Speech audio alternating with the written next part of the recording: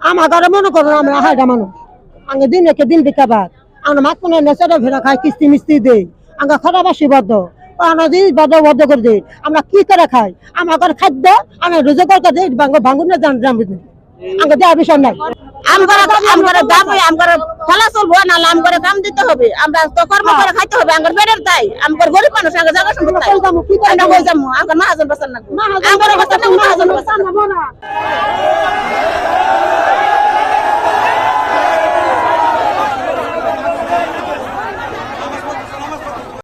শৃঙ্খলা পছন্দ করি না। আজকে যদি আমাদের দাবি না মানে আমরা আগামীকাল থেকে অন্য কর্মসূচি দিব। কাজে আপনাদের কাছে অনুরোধ আপনারা শান্তিপূর্ণ ভাবে দ্বিতীয় অফিসে যাব। আমরা স্মারকলিপি প্রদান করব, তারপরে চলে আসবো। আমার স্বামী কামাই করে, আমার ছেলে মেয়ে কাম করে, আমার দেশের এলাকার অনেক গরিব আছে, এরা চলে ফিরে খা। আনারা যখন ভাড়াটা বন্ধ করে দেন তাহলে আমরা চলবো কিভাবে? এরা রমজানের মাস যদি কামাই না করে তাহলে আমরা কি খেয়ে বাঁচবো? সব গলা ভাঙিয়ে দিতেছে। আমরা করে কি কাম? আমরা একটা কাট করে দেন, প্রত্যেক বছর 2 লাখ করে টাকা দিব, তোমরা বসে বসে খাবা। আমরা 2 লাখ করে টাকা দিব। আমরা শ্রমিক কামের কথা দৈনিক রোজ ভাবে কাজ করি, ভাঙিয়ে দিতে আমরা করে যাবো রাস্তায় তারা করে দিতেছে না। এখন আমরা কাজ করে সামনে রমজান মাসের সময় আছে, আমার কাজ বন্ধ করেছে। রমজান মাসে সারাদিন সবাই ইফতারি করে, আমার ইফতারি টেহারা দেওয়া দরকার। আমরা ইফতারি টেহারা করবো, কাজ বন্ধ করে পোলাপানে খাওয়া বন্ধ করেছি না, ইফতারি খাওয়া জোগাড় করা হতেছে না। আরে প্রতিটা লোকের 1-2 টাকার কিস্তি আছে, আগে আঙ্গুর আরেকটা কাজের ব্যবস্থা করে দেখ, তারপর আঙ্গুর ইট ভাড়া বন্ধ করে দেখ।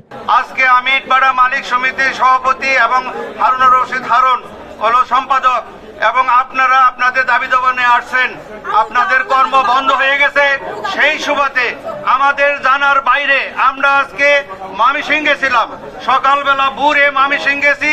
ময়মনসিং থেকে আমরা শুনতে পারি যে ইটভাটার সকল শ্রমিক বৃন্দ এই শহরের দিকে পদার্পণ করতেছে।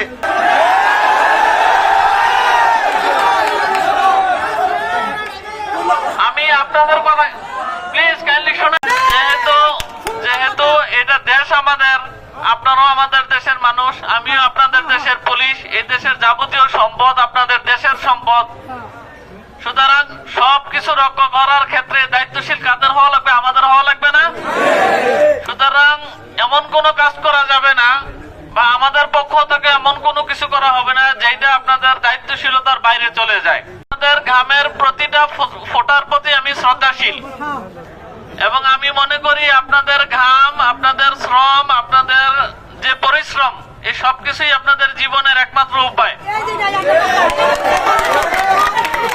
সুতরাং আপনারা যেই চিন্তা লালন করেন, যেই চিন্তা ধারণ করেন, যেই মানসিকতা পোষণ করেন, আমিও আমার মাথার মধ্যে এই চিন্তা, এই মানসিকতা পোষণ করি। আমি প্রথমেই বলছি, আপনি যেই ধর্মের মানুষ আমিও সেই ধর্মের মানুষ, আপনি যেই খাবার খান আমিও সেই খাবার খাই, আপনি যেই দেশের মানুষ আমিও সেই দেশের মানুষ, তাই না? সব আমরাই। সুতরাং এমন কিছু করা যাবে না যেই কোনো কিছু করলে পরে রাষ্ট্রীয় শৃঙ্খলা রক্ষা নষ্ট হয়।